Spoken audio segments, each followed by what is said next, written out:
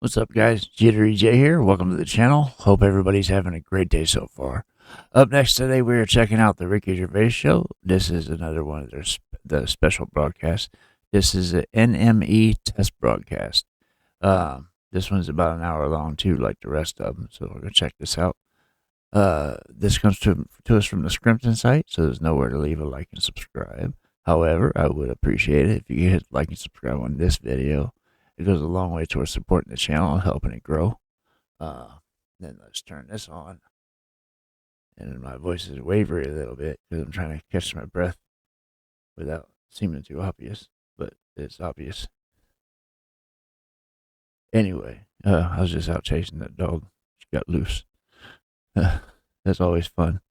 Anyway, let's get into this episode and see what it entails. See if it's like the other one. Hello. Testing. This is a special transmission. A special one-off show.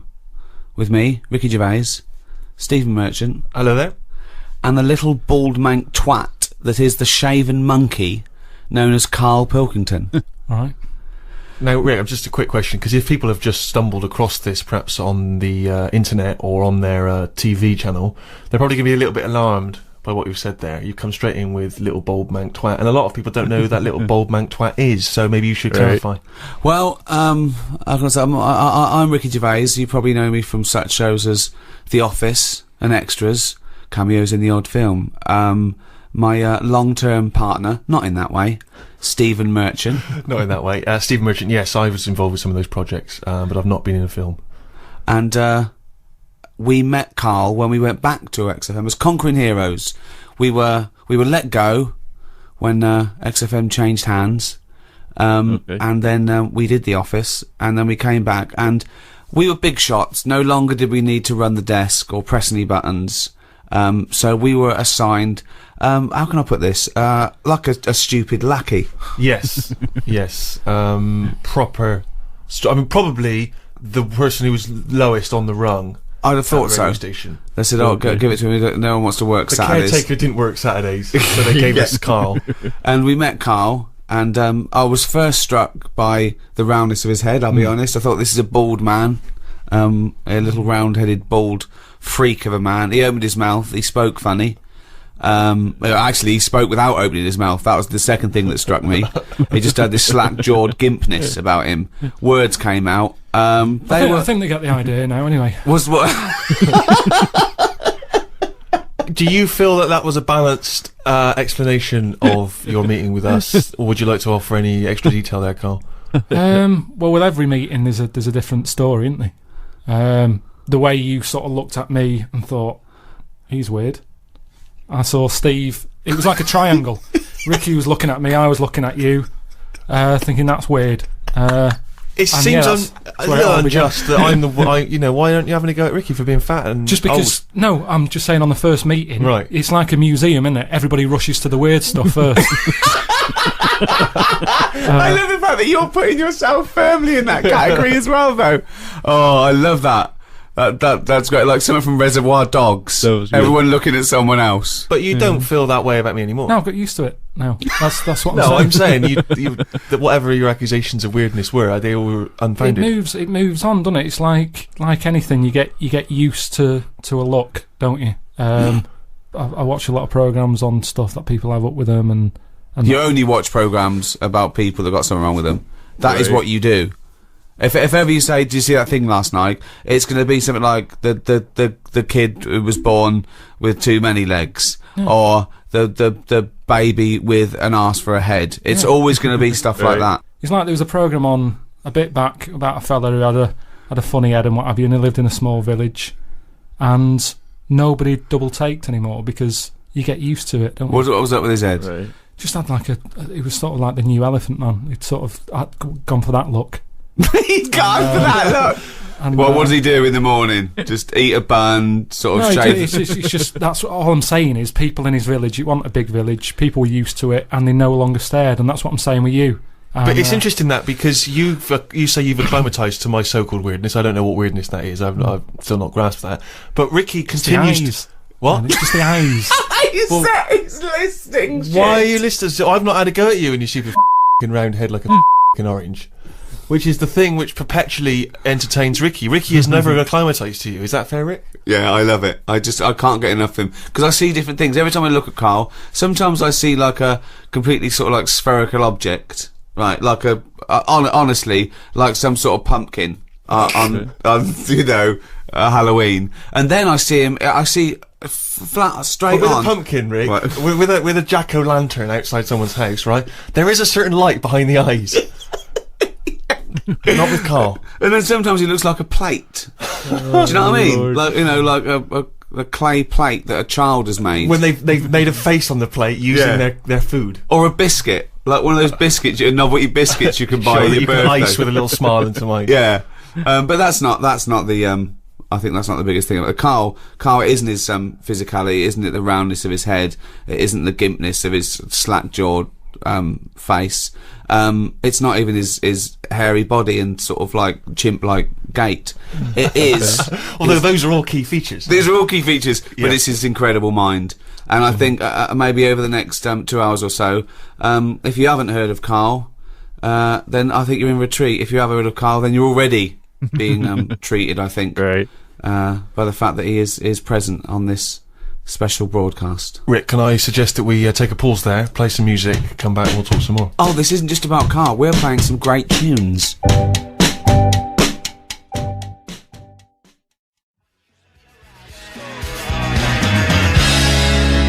Arctic Monkeys, Fluorescent Okay. Adolescent. Talking of monkeys, we're here with Karl Pilkington.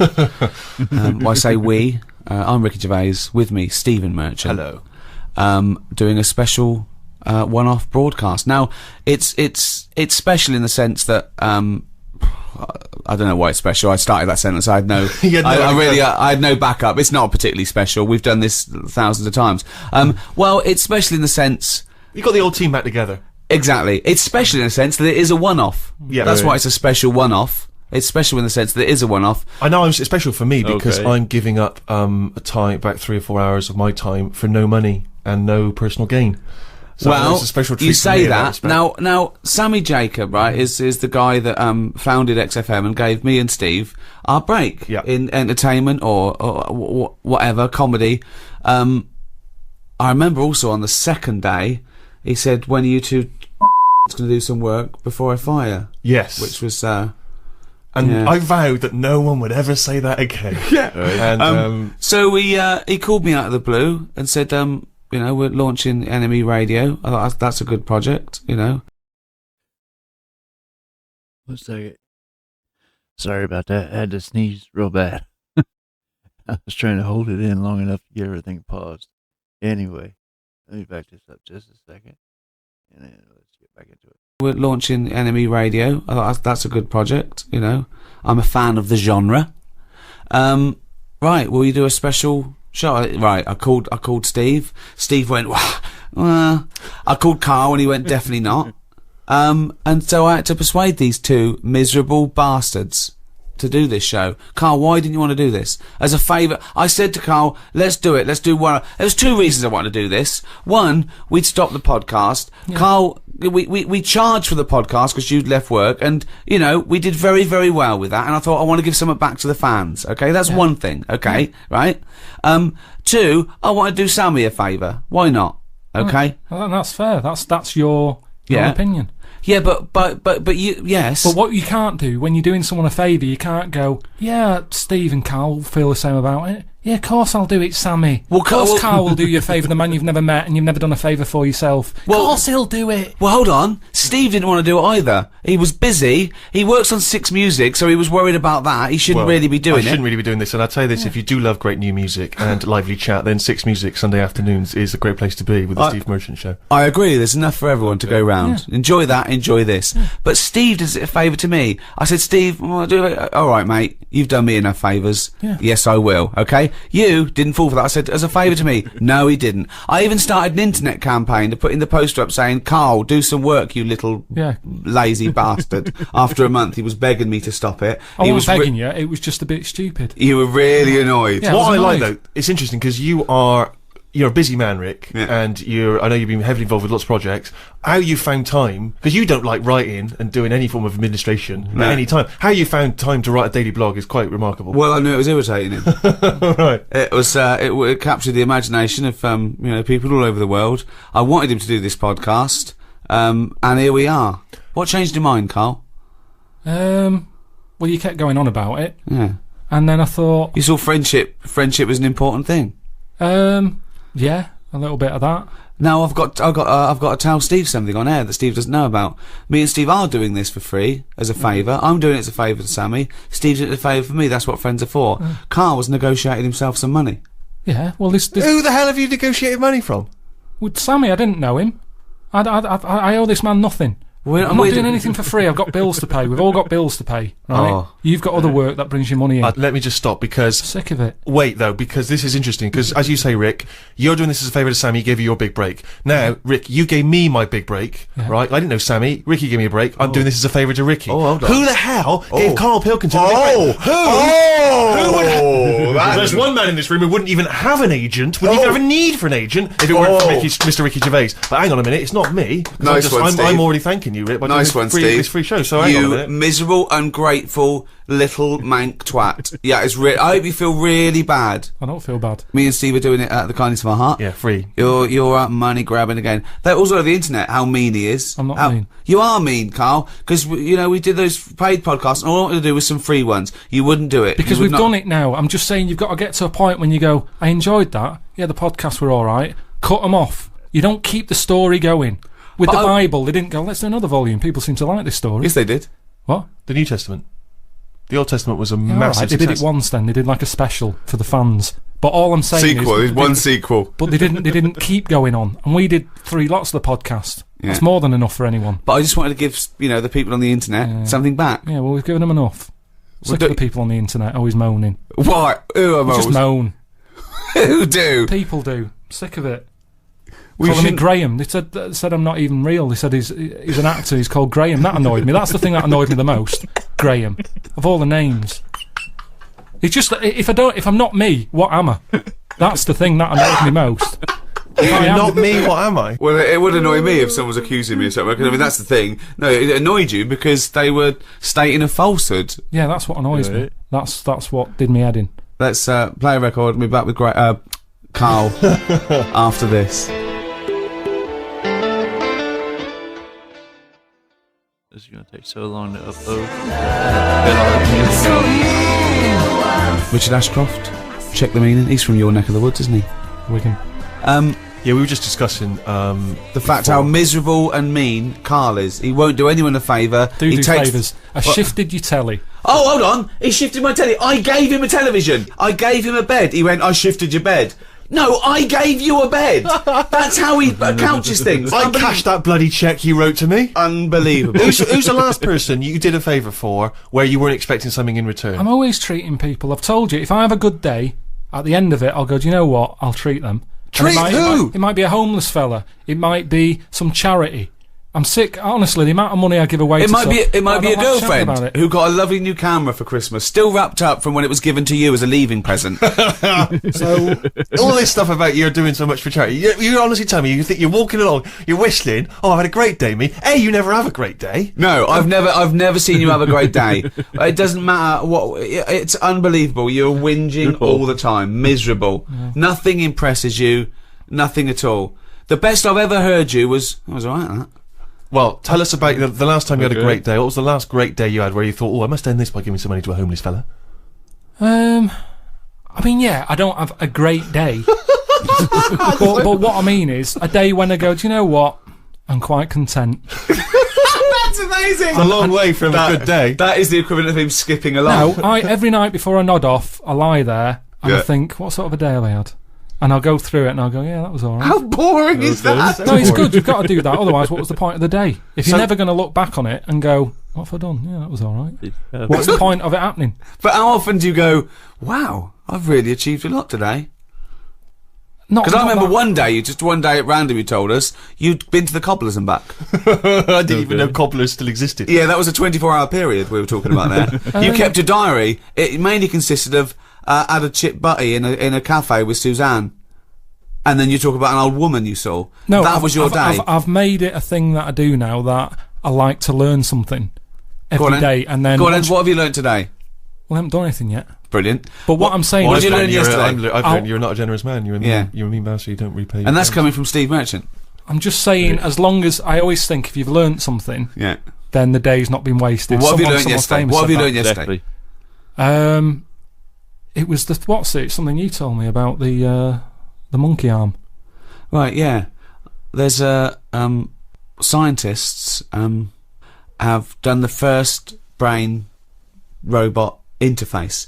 They've put like 100 electrodes on the part of the cortex that is for your motor system, and they put it on a monkey's brain, and through the power of thought, he learned how to use a robot arm. Wow. So just by thought, just like you do your own arm, you know, and it took him a few days, not years. In a few days, this monkey was making this robot arm pick up grapes and put it in his own mouth through the power of thought. Right? Karl went, did he have his own arms? I went, yeah, he went, well, he's lazy then. Don't you think it's a bit wasted on a chimp? One, what's it doing?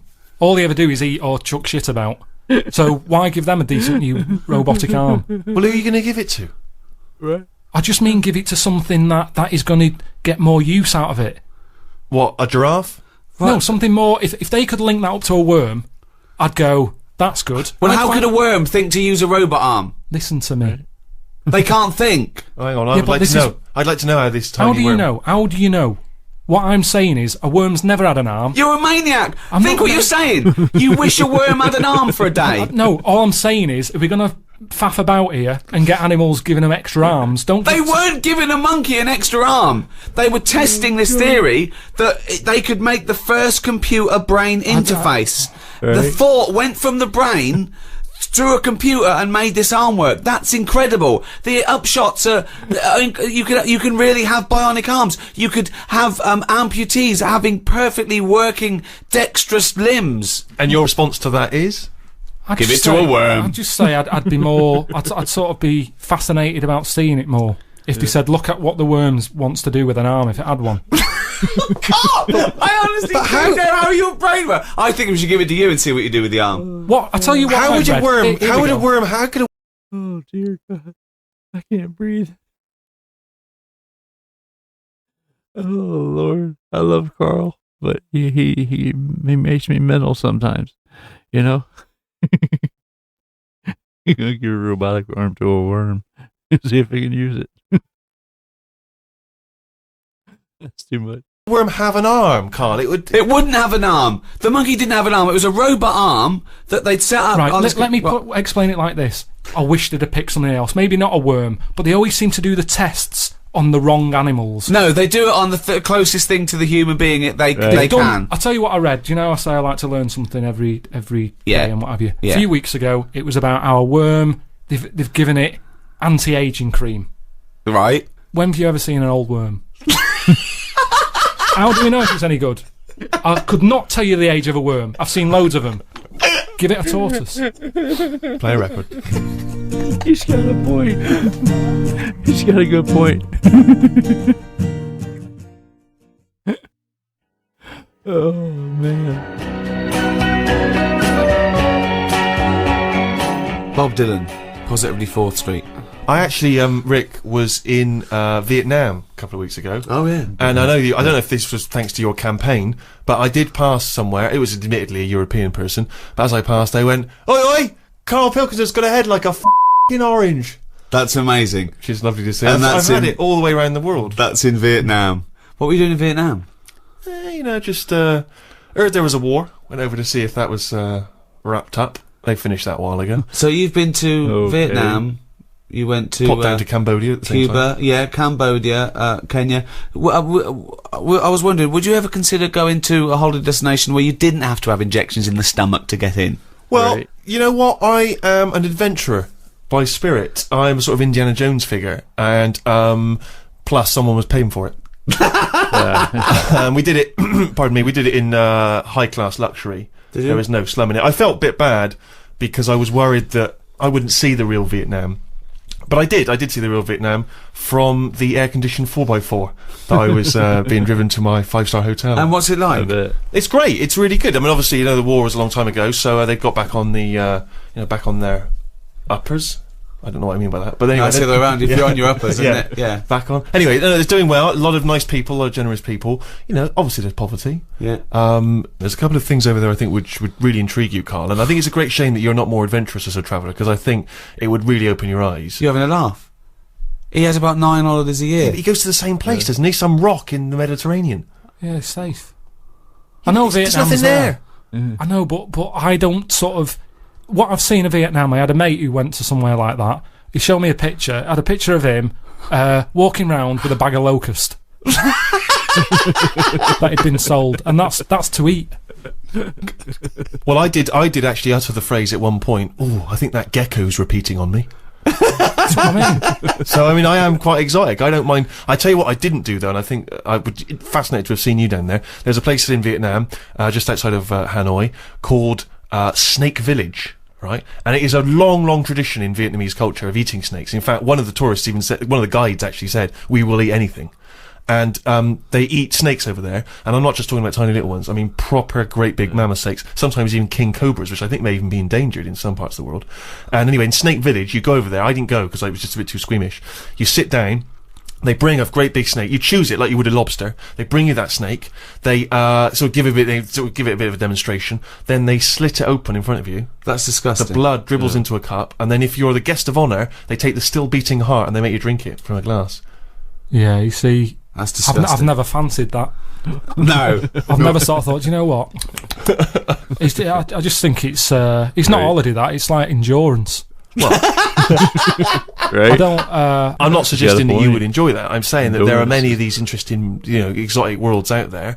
Do you just stay closeted in your tiny little world and whinge about everyone else? Oh, and this and that. You've got no real empathy. I mean, I went to some extraordinary places in Vietnam. There's quite a lot of floating villages. Yeah.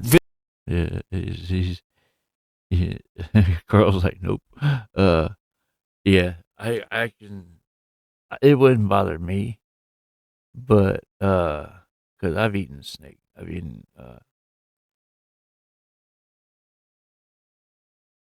What was it?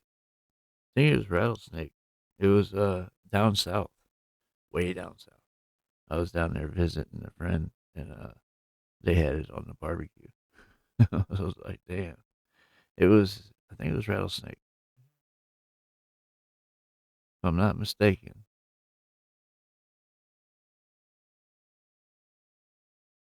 It might have been. Anyway, that's beside the point. Carl's response to that was, nope. Pretty much. No, I've never sort of thought. Do you know what? I just think it's not holiday. That it's like endurance. Right?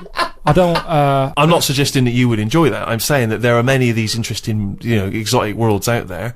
Do you just stay closeted in your tiny little world and whinge about everyone else? Oh, and this and that. You've got no real empathy. I mean, I went to some extraordinary places in Vietnam. There's quite a lot of floating villages. Yeah. Villages that are actually floating on the water where the fishermen well, he's live. had trouble with his boiler. There was a big leak in your flat, wasn't there? But that's fine. Looking at stuff like that. All I'm saying is, when it comes to the point when I'm getting hungry, don't be serving me a snake's head. I'd love to see a little floating village. But why is it every restaurant you go in, they go, do you want some crispy ant? Sea urchins. Some mate had one of them. They said it's sort of alive when you're eating it. You have to hit it on the head to knock it out a bit and eat it before it wakes up again.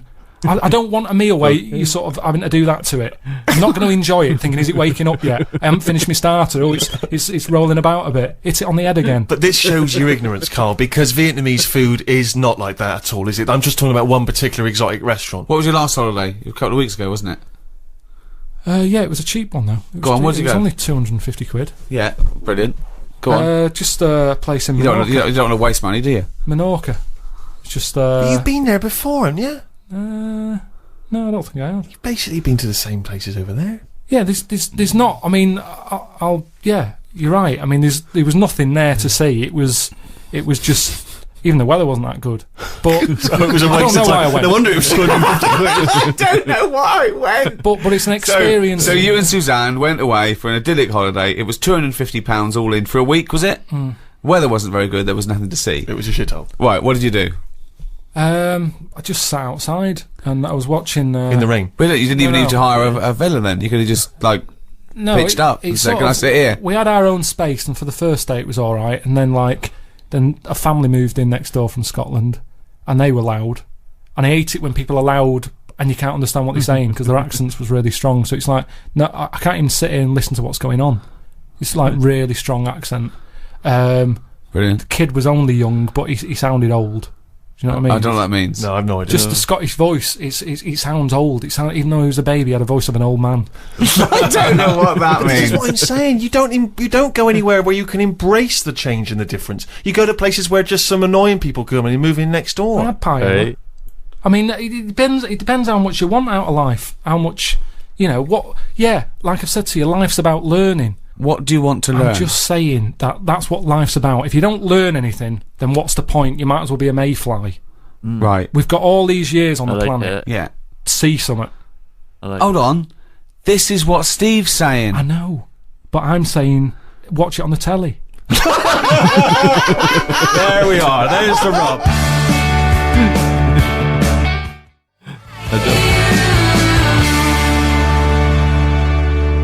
Rilo Kiley.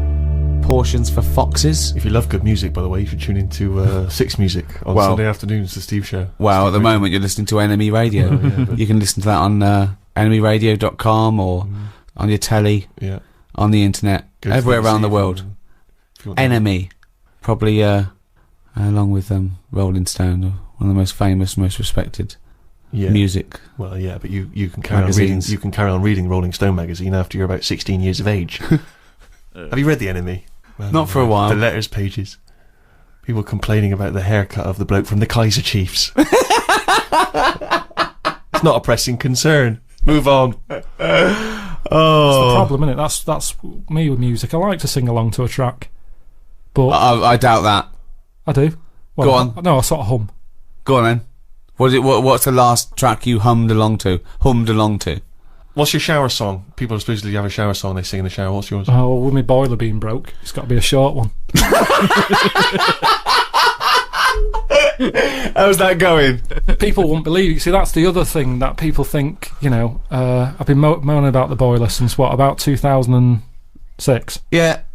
I've had it fixed loads of times. Still the fault now. Every summer it's come round again. The hot weather. It's not working. Get a new boiler. I can't get a new one. People keep saying get a new one. I can't get a new one because Why? no one will fit one in the cupboard that it's in. What, you can't find a single boiler in the world? No. What they said was British Gas said they can't touch it because it's dangerous. That's good. I got in a dodgy fella to try and sort it, and he said, I don't want to tap that one, it seems too dangerous. He said, have you got an alarm in here? I said, what do you mean? He said, it lets out gases. Make sure you have a thing, because this is old boiler. I'm not messing with it. So immediately you went out and got that seen to? No, I've got an alarm now. Have you? Yeah, What, you're it's fine. genuinely telling me there is no one anywhere who can take this boiler out? What they got to do, they just got to blow up the house, No, have they? what they said was, they said we can put one in your lounge for you. Because they said you've got to knock a wall down, all this. It's not worth it. It's not worth it. What do you got to knock a wall down? They said knock a wall down to put up a new boiler, and I don't want to start knocking walls down just for the sake of hot water. It's not worth it. Put the kettle on. I can't be bothered. So yeah, it is still ongoing. You ain't got to wash his hair, has he? That's true.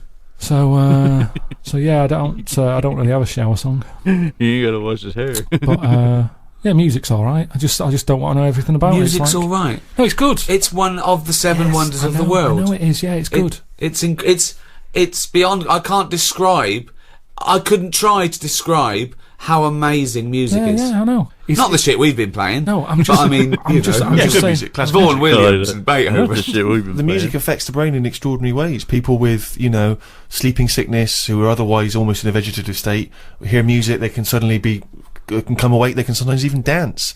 I was watching a documentary the other night about people with, Tourette's syndrome, where it affects, the body in different spasms, they have spasms and twitches, but when they're drumming, all those spasms and twitches go away. Other people who've got the IQ of children, and yet they can play classical pieces, they can improvise in an extraordinary jazz way. It does It's a something remarkable to you. thing. Music It works does on a subconscious something to No, level. it does. Yeah, there's an Elvis song that my hairs always go up on my back every time I hear it. I don't know why. Every time I hear Well, it. I know why, because Yeah. there's none on your head. But you've worked in music, you've worked around music for years, and not once has it improved your IQ.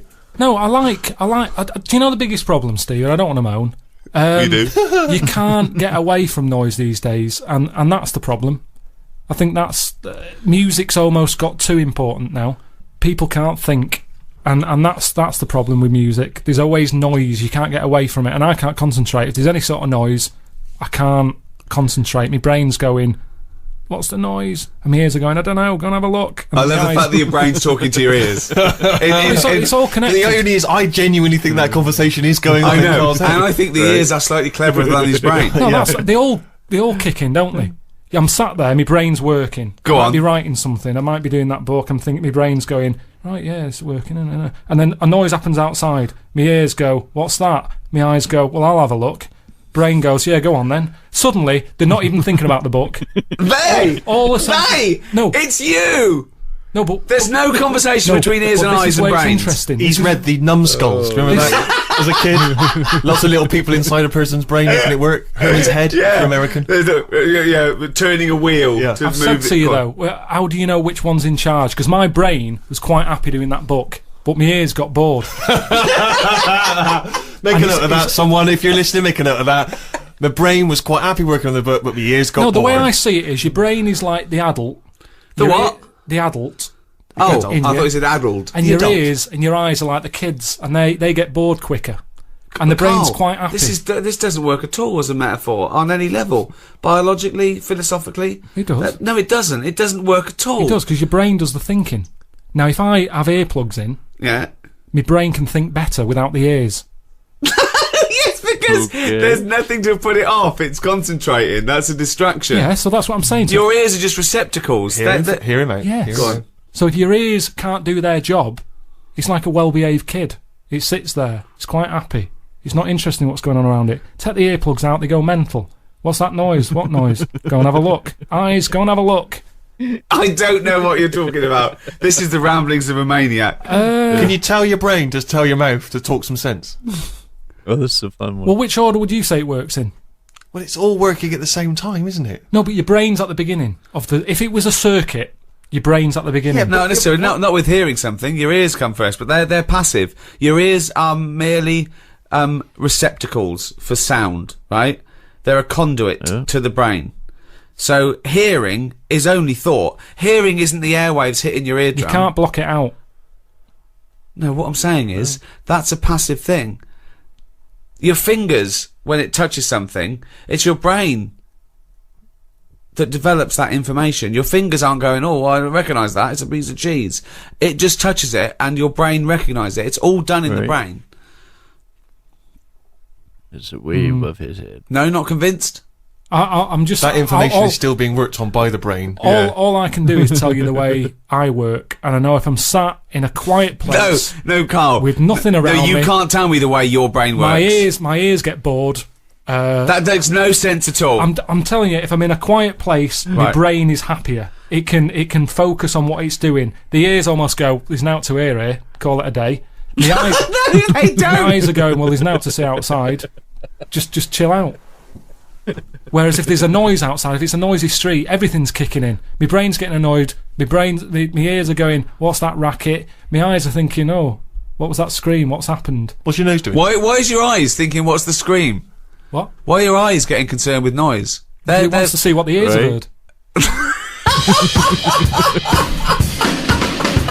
So good. Yeah, this. The Cure, Lullaby, on NME Radio. With me, Ricky Gervais, Stephen Merchant. Hello. And Karl Pilkington. All right. Now,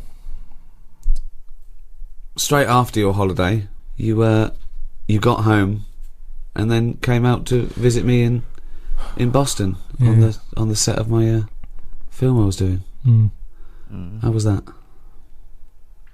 Well, I didn't want to do it, did I? He called up and said, do you want to come out? And do a favour for me. Ricky said, can you do a favour for me? You thought no. Well, no, I didn't just go no. I sort of said, what is it? And he said, oh, well, you can just have a part. And he's like, what's the point though? I'm not an actor, I can't act. What's the point? It's a long way to go. So anyway, he said, all right, don't bother. Then a week later, calls back and he says, bring Suzanne with you if you want. Oh, holiday. So I thought, yeah, I could treat Suzanne to that. I thought a little part for him. They'd probably pay 2 flights. Yeah. You know, if he's coming out. And So- I thought, share it with friends. I was You're a generous guy. Yeah, so I thought, oh, she'll love that. That'll get me in a good book. So I said, listen, we're going to Boston. She goes, right. Anyway, Ricky books the tickets and that. She can't get time off because we'd just been in Menorca. So they said, hang on, you've just had a week off. You can't go anywhere. So I had to go on my own, right? Which, you know, fair enough. Yeah. I'd said I'd go by that point. It'd all been booked.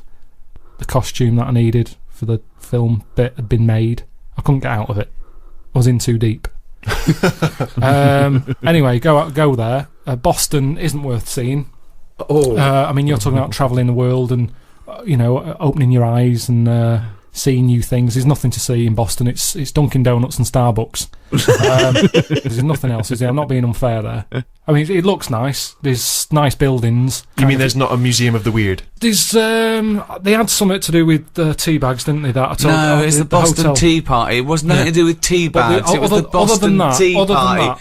That one of the founding events of America. I know, It wasn't something to do with tea bags. So other than that, it wasn't chimps. There was no chimps involved in the Boston Tea Party. For me, I went out for a walk on 2 of the days when I wasn't having to work. And yeah, only worked for 1 day. Well, got 3 days free, 2. 4 days in a hotel, all paid for.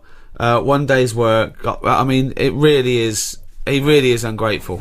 So anyway, Steve, I dressed up as a caveman in some old animal stuff, which you thought, well, this was for the film, was it? This wasn't just your natural. Yeah. So could I just say, it was not real fur. I insisted there was no real fur. Well, you say that. Yeah.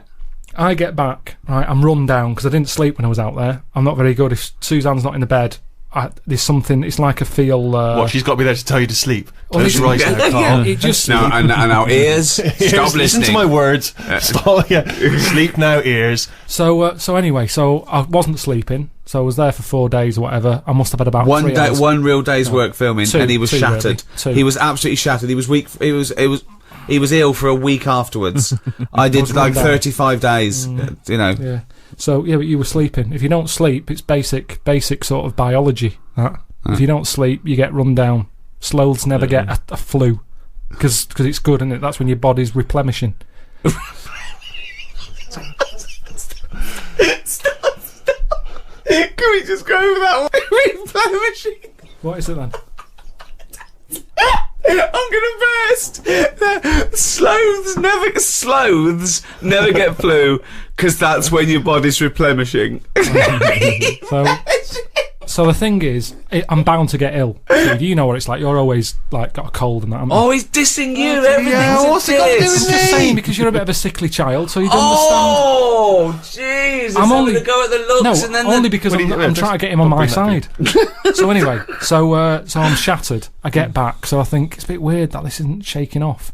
And there was some news report about how there's some serious illnesses in planes because stuff goes out the engine and into the... Oh, yeah, it's people from all over the world with all different things. Yeah, breathing the so same I'm thinking, oh, what have I got? You know, it's my luck, innit? So I go to the doctors. The doctor said, well, you've done a whole day's work. You're not used to that. Your body's shut down. So he said, You better have a holiday. Yeah, you need. This is when your body needs replenishing. Right. And I am a doctor, and I know replenishment is one of the best. Replenishization. So- Replenishization is one of the best things for sloths. So I said to him, I said, look, I'm not one to moan. I hardly go to see him. He went, oh, you. I hardly see him. I hardly see this fella. So I said, look, I can't shake this cold off. I woke up the other night shaking. And he said, oh, virus. Right? So... which isn't scary at all, because everything, you know. well, there's some dodgy virus, isn't Well, there? yeah, but there's some... Well, that's what I'm saying. So, Yeah, you know, of course, it's a virus. Yeah. What else was it? What else would it be? I don't know. Not a doctor. So I said, oh, when's it going to go? And he said, oh, might be 2 weeks, this one. Seems like a bad one. Quite clammy, he said. So I said, yeah, I feel a bit clammy, yeah. And he said, yeah, you will do. So anyway, so I felt happy about that, and I'm more confident with the doctor because, you know, you've got your vest off and all that, so you think, why not just let him do a bit of a body check? So I said, doctor, whilst I'm here, I think I've got some eczema on my leg. And he goes, let's have a look. And I said, there it is there. And he said, that's not eczema. So you've got to touch a ringworm. Oh, Right. So straight away, anything with a worm in it, you're going, you what? Yeah. 'Cause it makes it sound worse, doesn't it? I was thinking like tapeworm and stuff. Yeah. So he's going, yeah, ringworm, and he saw me panic, and he went, don't worry. You it's not- pictured a worm with a giant Well, mechanical arm crawling up you your back. could see by my face was a little bit like, I've got a worm in my leg. He's going, don't worry, it's not a worm. And I said, how have I got that then? And I reckon it's from this bear suit. That I It had to wasn't. wear. It was. Well, it was It's a little fake bit fur. weird that I had No, it was 'cause bare you're in boots lo- on. I had bare boots on, Yeah. and where the bare boot was, I ended up with ringworm on my Do you leg. know why? Where it was? Because the only bit of your leg showing, because you had bare boots on, fake fur, with a fake fur tunic, and the only bit showing was your shin. You were walking around in long grass. You got it from the grass. Well, no, because I said to him, because I wanted to hear the words bear suit from him. I said, What's the chances of that? Yeah. I said, where... Doctor, what might I have got this from? And then you just shut up and waited for him to say I said, bear suit. it's a little bit weird, isn't it? I said, I thought that died out with rickets, right? Because I'd never heard of ringworm since I was a kid. I remember some dirty kid had it at school, and my mum sort of said, don't go near him. So I said, ringworm then, doctor. Where have I got that from? Thinking he'd say... Have you been wearing a bear suit? Yeah. Anyway, he said, well, he says gay people get it. What? Yeah. No, he didn't. He did. Why did he say that to you? Well, out this of is the what blue? he said. He said gay people. I said, right, tick that off. He said wrestlers. Why do wrestlers get it? And I said, I don't understand the connection. I said, I don't know, any gays. I don't know any wrestlers. And he went, well, it's the body, skin rubbing. Well, why do only gay people get it then? Why don't heterosexual people get it? Don't know. Right. Don't know. Didn't quiz him. But then he said, what about... Did a doctor really say to you, gay people get it? He might have said, like, homosexuals. Does this doctor operate from a park bench somewhere? Sorry, Does he have a lot of carrier bags with him? why would Right. his first thing be ringworm? Gay people get it. So yeah, I said not gay. I said I don't know any wrestlers. That's a fact. And then he said, have you stroked any bald pets? Any bald pets? Bald. He said, have you stroked anything with hair missing? Bald. Just yourself? And I said, I can't remember. And I couldn't be bothered. Sorry, were these all euphemisms? Like, wrestlers get it. Wink. Do they? Yeah. You stroked the little bald hairless thing. No, doctor. Okay, gay people get it. Look. Are you gay? Are you gay? I'm gay. I want to stroke someone bald. So I didn't want to get into the bear suit thing because then he'd be thinking, what's he doing? No, you've got it. So what? Wait. So he had a list of reasons. He's reading this off a list, was he? No, he did it from his head. He knew it already. He didn't have to look at a form or anything. He went ringworm. He's obviously had a few people in there who have had it, and they've gone ringworm. That's a bit weird.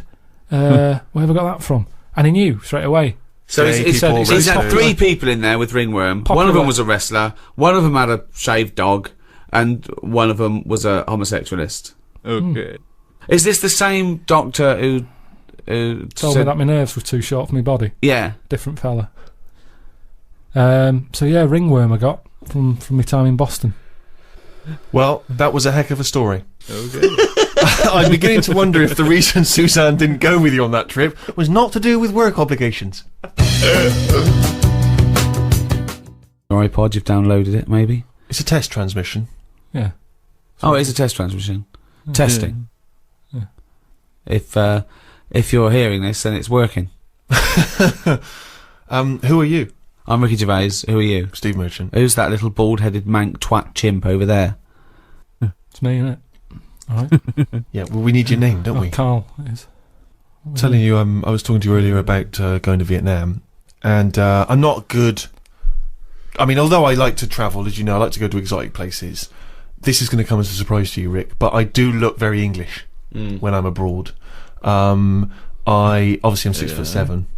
I'm quite pasty and white, Yeah. and I find it very hard to blend in with, say, Vietnamese people. Sure. But this time I thought I'd embrace this, and I've brought you something as to show you. It's not really going to be very helpful on the NME radio, but I decided to wear a hat. I thought I'd buy a hat and wear a hat. And I thought that I bought this last minute as I was just before I got on the plane. I was doing some shopping. I thought, no. I need to, because you can. You think it'd be something like from a Graham Greene novel, Right, exactly. They'd go, they call him the Englishman. Exactly. He's the wisest, and yeah, exactly. Yeah, exactly. So I thought, because you can kind of reinvent yourself when you're abroad in some way, Yeah. can't you? Yeah. And so this is the hat I got. Christ. Maybe you should look away for a second. I'll put it Okay. on, and then you can. Now, bear in mind, it is a bit battered because it's been in bags and stuff. Sure. Steve, what are you thinking? Right. No, it is a bit battered and damaged. I Right. admit. Okay. How can I? Right. It looks like a cross between something Miss Marple would wear. That's nonsense. No, it does. It looks a bit like that. And there's a beer with a bloke drinking. What's that called? Moretti beer? I think you're thinking of the Hofmeister bear. No, I'm not. It looks like Miss Marple's hat. It doesn't look like Miss Marple's It hat. does. It's kind of moddy, isn't it? It's a bit not. modish. It's a tweed thing that comes down that an old lady would wear. Not tweed. What It was are you talking about? a librarian lady would wear in the 1930s. It's not tweed. I have never seen it. That you didn't really buy that, did you, to wear? I did. No, you didn't. Yes, I did. Right. Can I take a picture of this and I'll put it on my website? Right. I am now taping this on a camcorder. I will put this up on RickyGervais.com. I disagree. I think this genuinely looks good. I think it makes me look a bit like, say, Tom Waits or Farmer Barlow. The point is this, right? I'm wearing the hat. I'm looking good, okay?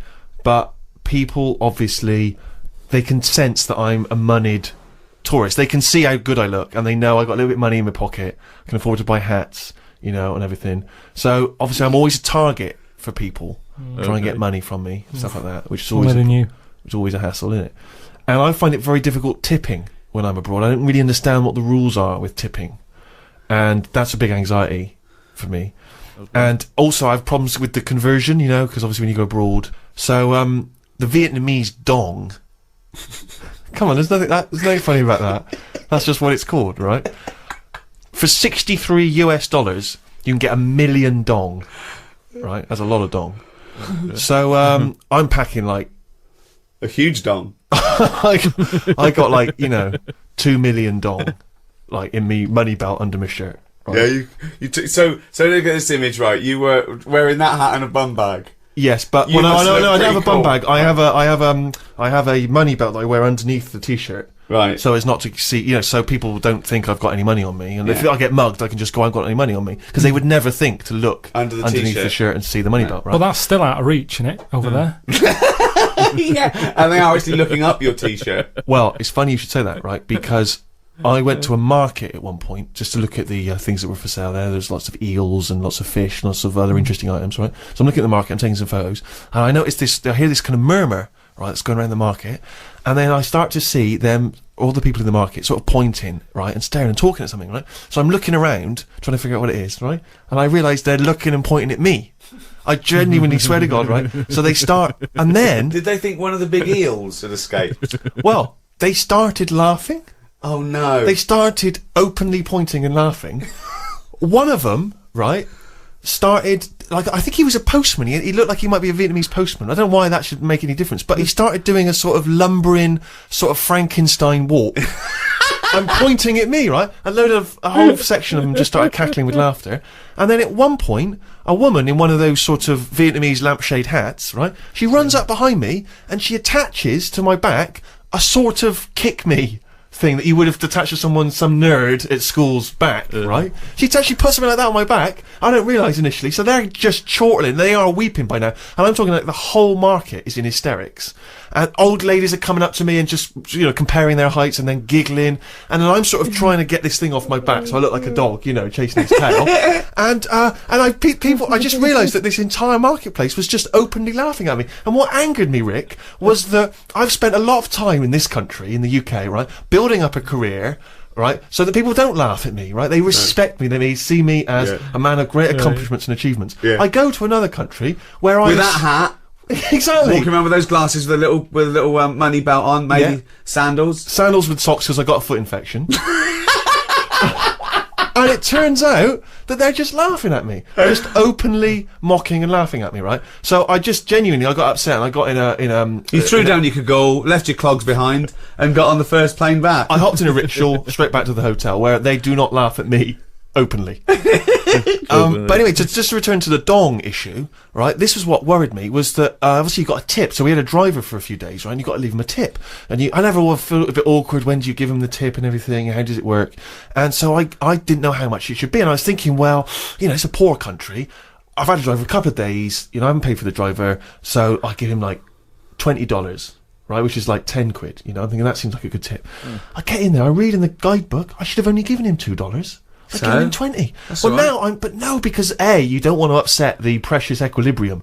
You don't want to upset the financial equilibrium because he might have gone berserk. Yeah. I mean, that's $20 is a lot to him. He might have left his family, bought a different, corrugated iron shack somewhere what if else. he turned up with a hat like yours and said, exactly, we're mates now, aren't we? We're mates now, let's go back to England. Let's pick up some ladies. So I was a bit worried, so I was thinking of asking for the money, for some change, but I didn't think that was appropriate. So, but then I was worried because then I was thinking, what if all the other drivers within his organisation find out that I've given him like $20? They're all going to be expecting a big tip. Yeah. So that was a big worry. But more than that, we'd also had a guide with us, so he was bound to find out how that thing is. Right, now I didn't have any dollars left, and I thought, well, I've given that guy 20. I got to give the guy who's been talking English to us, showing us around, helping us out. I got to give him 50. even more. Right, I ended up giving him $1 million dong. And how much is that? $63. I tipped someone $1 million. So he's a millionaire now? Yeah, I made someone a millionaire through my generosity. Well, so did I. He's sitting over there. That's absolutely But right. he doesn't want to give anything back. So I know how you feel, mate. Old man, look at my life. Neil Young, old man. Carl. Now, traditionally at the zoo, they have to dart a dangerous animal, a lion or a gorilla or whatever. What? They have to dart it. Oh yeah. Right, to take blood samples and check its health and stuff. So it's very stressful for the animal and quite dangerous to give it an anaesthetic like that. So what they've started doing now, there's a bug, right, like a type of beetle, and it's a bloodsucker. It's a little vampire bug. Okay, it's about 3 centimetres long. What they do is they tie a piece of string around it. They let it go into the cage on the chimp. It sucks the chimp's blood without the chimp even knowing. They pull it back, and they take the blood sample from it. They've taught it to do that. Well, they're not taught it to do anything. That's its nature. You put it near a warm-blooded mammal, it will suck its blood. So they've just tied a string to it so they can get it back. And how often does it have to do that a day? Well, I don't know. Why are these the important questions? Just because Isn't that incredible that they've got this amazing symbiotic relationship with a bug? Because that's is it what the same one? Say if there's 8 chimps. Oh, jeez, Carl, listen to me. No, let him. I want to. I'm just saying, if there's 8 chimps in there, Yeah, 1 beetle. yeah. By about number 5, that's going to be sick of eating. Well, then they probably have different beetles, and they let it. And Carl, I don't know why this is the. I'll tell you why it annoys me, avenue because of questioning. It annoys him. the other concern is that beetle. It might be enjoying, getting the blood and what have you. What happens if one of them's got AIDS? What, one of the chimps? That's where it came from. So say if there's Well, then they know, and they say, "Oh, this chimp's got AIDS. Let's." And what about the beetle? What, you're saying you're worried that the beetle will contract AIDS? Well, I don't know if that's how it works, but all I'm saying is, you get a dirty chimp in there.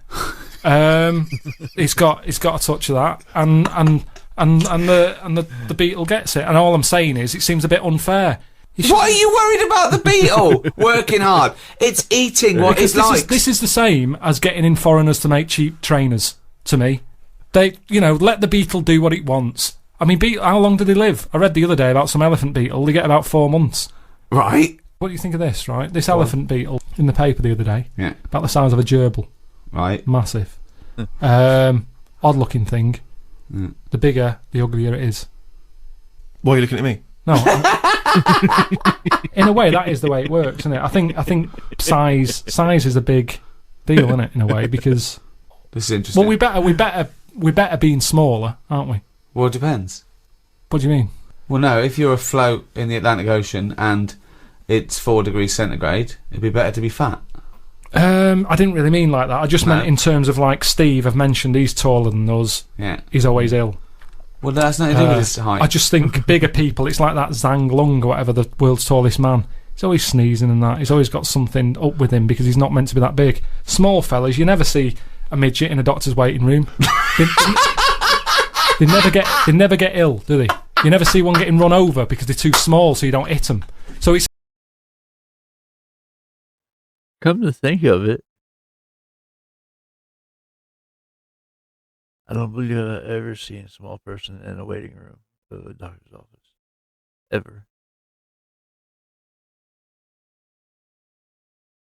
I have other offices, but that's that's a different story.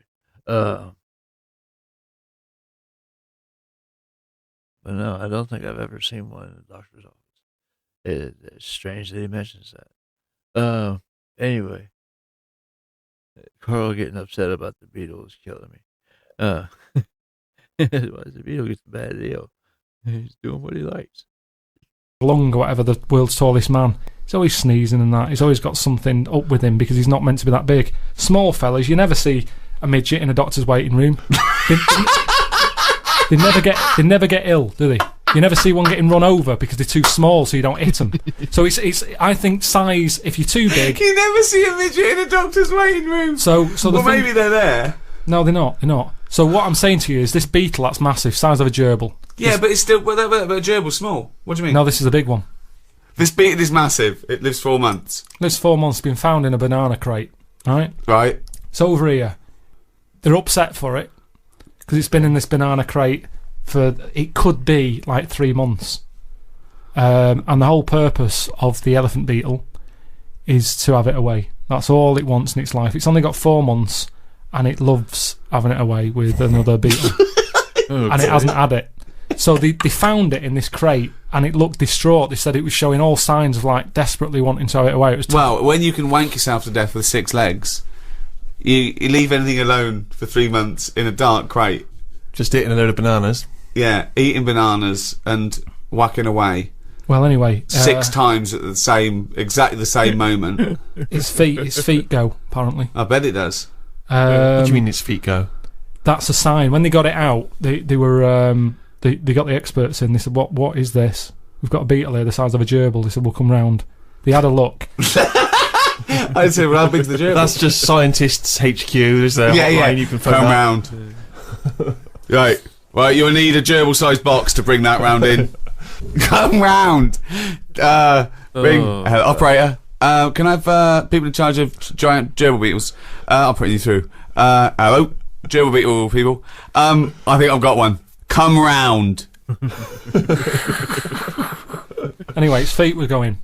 What do you mean its feet were going? Do you mean it was dancing like Lionel Blair, or it had bunions? I haven't seen one, but There's a surprise. I just read that that they were saying, yeah, we know what's the problem here. Look at its legs go, and they go up and down a lot, and it means that it wants like a partner. It's dying for it. And they were saying they only live 4 months, and it looks about 3.5 months old. This one. How can they tell that? The problem is they haven't got any of these beetles here, Right. so they've had to, instead of flying it back out, Yeah. they've gone over there to try and find one to bring it back because of the stress and that it's had, and it's older. Couldn't you put a gerbil in a beetle outfit? Hang on a minute. I don't mean a little wig holding a guitar. But I don't know the full story in that. I just know that they found this beetle. It just sounds unlikely that people would be this concerned about I one agree. beetle, and it's only got half a month left. It's got 2 weeks left. It's got to have some sex. We have got to give this beetle some sex because, god damn it, it's a beetle. What was found on a boat with some bananas? I It don't know deserves why- sex before it dies. I don't know why he cares more than a blood-sucking beetle than a chimpanzee. I just can't suddenly. believe people are flying out to Japan or Why wherever do they you come care from. so much about beetles all of a sudden? only because they were mentioned, and I just thought, whilst we're on the beetle tip, let's discuss them. What do you mean its legs were going as well? That's what they do. That shows signs of like it needs a woman. Okay. It's never had one before, which is weird. That's what I was going to say. It knew even though it didn't. Okay. And you're talking about my brain and my ears and all that. There's an example of how the beetle's not in charge. There's something else going on in its Well, body. that's called instinct. Yeah. But that's true in a beetle, but it shouldn't be true in a human being. But it is though, isn't it? Otherwise, how did the first baby survive? How are we here now? Because you look at babies and they're spoilt rotten. I'm sick of it, the way they don't do anything for ages. They wouldn't survive. A kangaroo comes out, it's hopping around in about 2 hours. Babies, they sit there for months. But there's a very good reason for that. I've told you that. It needs its mother. If Yeah. that was in a banana crate, it would have given up after about a week. What I'm a saying couple of is, days. It would have died in a couple of days, probably. yeah.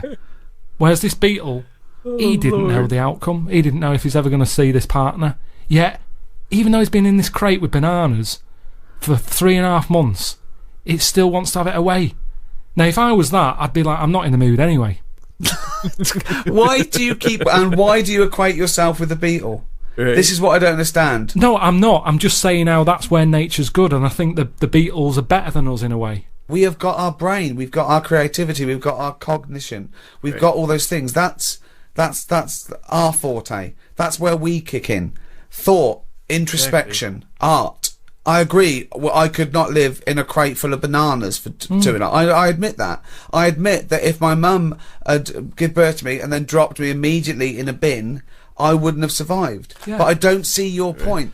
And I understand that Beatles can do that, and I can't. But do you know what? The Beatles, they couldn't have written and directed The Office. So let's call it even. Hey, all this talk of the Beatles, right, has suggested to me, let's have some more music. Here's the Rolling Stones. Oh, doesn't work.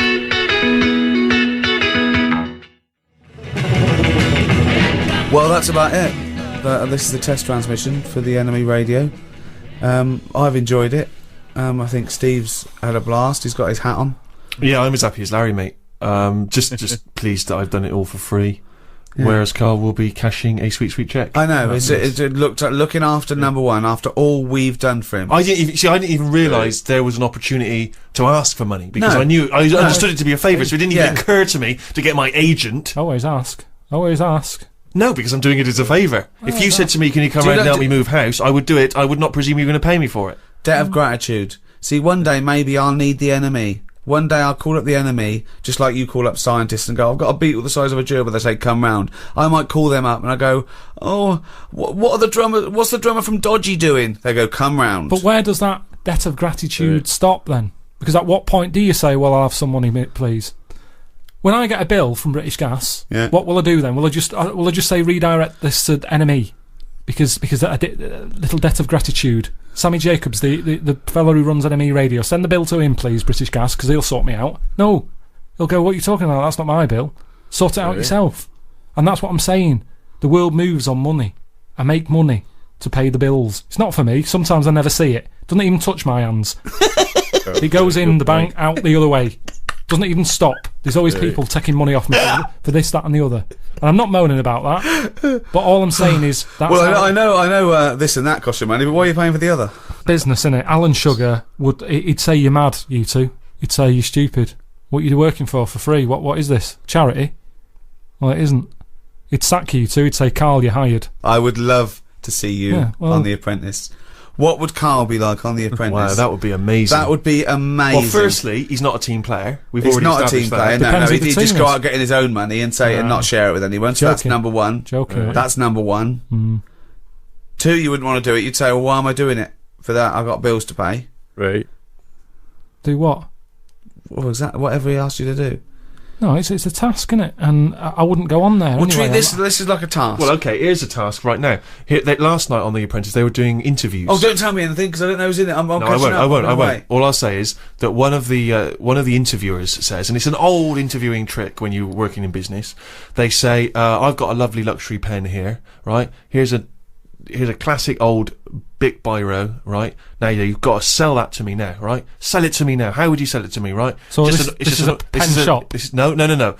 No, it's a test, right, to see how well you can sell something, okay? Yeah, but... Doesn't matter what it is. In this instance, it's a cheap pen, right? No, but sell it to me. Tell me the virtues of that pen. But Go. Have you come to me or have I come to you? No, what do you mean? You're selling me that pen. It's a task. You've got to show us how you would sell a pen to us. What's good about... Okay, tell me what's good about that pen. Right, go. Sell me the pen. You're on my door, right? You're a pen seller. So I've knocked on your door. door. You've knocked on my door, you're selling me a pen. All right. Go. Hello, how are you today? I'm not interested. What you don't know what I'm selling yet. Okay, well, what are you selling? Don't get nasty. I'm not getting nasty. I'm just saying, do you like to write much? Do you do much writing? I do some writing, I'm a writer, Yeah. Interesting. How do you do that? Computer, what, you said word processor, computer. Oh. Yeah, thanks very much, goodbye. No, but hang on a minute. Just, do you ever use a pen? Sometimes I use pens, but I got loads of pens, thanks. I got a really nice pen here, beautiful, classic. Looks like an expensive fountain pen. It's an expensive fountain pen. My grandfather gave it to me. It's So that's quite a special pen. It sounds like. I mean, it is a lovely pen and everything, but the problem is, when you go out and about, there's a danger that you could lose that. That is very true, but I mean, I don't really take pens. Have you seen these, sir? Can I interest you in Just some looks like a research? cheap, tatty old pen, mate. Sometimes you just want a pen that does the job, and this pen does that job. Do you want to buy some?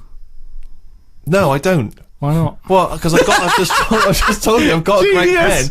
I've got a great pen already, and I don't see why I need that pen. It's cheap and it's tacky and Well, it's you're no saying use it's to me. cheap. Do you know how cheap? How cheap is it? Well, it depends how many you want. Well, let's just say for the sake of argument, I want 50 of them. Yeah, I can do that. What kind of How deal would much? you do for me? £8. £8 for 50 of those pens. I can get them for about a penny down the market. Sorry, Carl, you're selling 50 pens for £8. How much do they cost you? Just want to make sure this is a good business venture for you, otherwise it's pointless. How much do they cost you to buy? I got them really cheap. But how much? How much did I say you can have them for? £8 for 50. I paid a £5 for 50. So Really? Wait, this is. I'll have. Can I have them for a £5 because I'm a mate? you can have 25 for 50. No, well, no. If you got 50 pens for £5, I wouldn't do this as a living. Anyway, that's the thing. Carl, can you get me 50 pens for a £5 then? 50 pence for a £5. Yeah. It's not worth it, mate. Well, no, I'm a mate. Just you don't want to make a profit out of me, do you? It's not worth it. I'm trying to run a business there. I've got bills to pay. Yeah, well, I'm trying to write something. I'm going to close the door in your face. No, mate, you don't want a pen. No. Fine. Sometimes you've got to know when to cut off and move on. And So that's what I you'd do. say to Sir Alan, is that you always give up? When someone says no, you give up. I'll say I met him. He just wasn't having it, Sir Alan. So he didn't want any pens. If you don't want any pens, you're not going to buy him. But that's, you're a salesman, you've got to persuade me that I need a pen. But what Everyone you needs said pens. But what are you telling about the other fellow that came out of the just lurking behind him, that came out of the shower, and I went, oh, I'll have 50 pence for a £5. What did you say to him? He said, not interested. Yeah, because it all got a bit dodgy. I don't know who this person was and that, and he just wanted him at the going rate. What sort of a businessman would it be for me to have got the pens for £50, 50 pens for how much? 8. You're fired. Stick it up your ass. Well, I've enjoyed it, I must say. I've been Ricky Gervais, with me Stephen Merchant Goodbye. and Karl Pilkington. If you've enjoyed this drivel as much as me, which is unlikely, This has been fun. because I mean, I like being in a room with a no offence to you, Steve, but with a couple of freaks. None taken. Sure, thanks. If you have, we've got a little back catalogue, haven't we, Carl? We've done about, what was it, 24 of these? Loads of them. You can go to iTunes on a little audio book. Good value for money, isn't it? It's a couple of quid for hours of entertainment. I tell you as well, if you love great music and as I say, informative chit chat, then Six Music is your destination. BBC Six Music, you can check that out every Carl, Sunday anything to afternoon. plug? Well, if you don't want to listen to the radio and you haven't got iTunes, go back to basics. Read a book. Yeah. It's not out yet, but Would- it will be. Well, how are they going to read it then if it's not out yet? Just saying it will. Well, come I'm out. saying they can go to iTunes now and get the back catalogue, and they can go to Six Music this Sunday. So I don't know why you're saying Well, you might do a book. Well, after that, after they've done all that, in a couple of months, just nip down to a book I'm not shop. waiting a couple of months. What if they need to have it away? Busy guy. Like the Beatle. Right. You wouldn't say to the Beatle, oh, it's all right. All right, have well, it away in a there's couple of another months. book out there as well that I did last year. Right. I presume as well, is the NME radio going to be on at some point? Just check the NME for details. Yeah, or maybe go on its website. NME.com. Probably. Okay.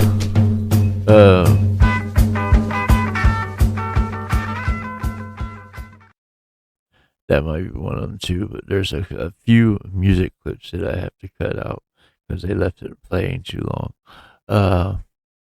Either on one end or either on the beginning or the end, they left it playing too long. Like that one that they were talking through it. I'll have to remove the music from that, just for copyright reasons. Other than that, this was a fun. I guess you'd call it a special, if it was a one-off. This is a fun special, from the guys. Oh man, Carl's got that one-track mind that I love, but at the same time, he drives me bonkers sometimes. It's fun to listen to the interaction between him and Ricky, and then him and Steve is another one altogether. like the beginning where he's talking about how tall Steve was. You get used to it after a while. He's always getting on Steve about his height, but Steve's always getting on him, saying he's stupid. Anyway, it's just friendly banter between the bunch. This was a good episode. At least I thought so. I would love to hear your guys' thoughts in the comments down below. Let me know what else I'm missing. I will get there as soon as I possibly can. If you are still here and haven't done so yet, please hit the like and subscribe buttons before you go. It goes a long way towards supporting the channel and helping it grow. And it really makes my day. That being said, that is just about going to do it for this video. It is off to the next one for me. I hope you guys enjoyed listening to this with me, and I hope to see you on the next one. Love you guys. Peace.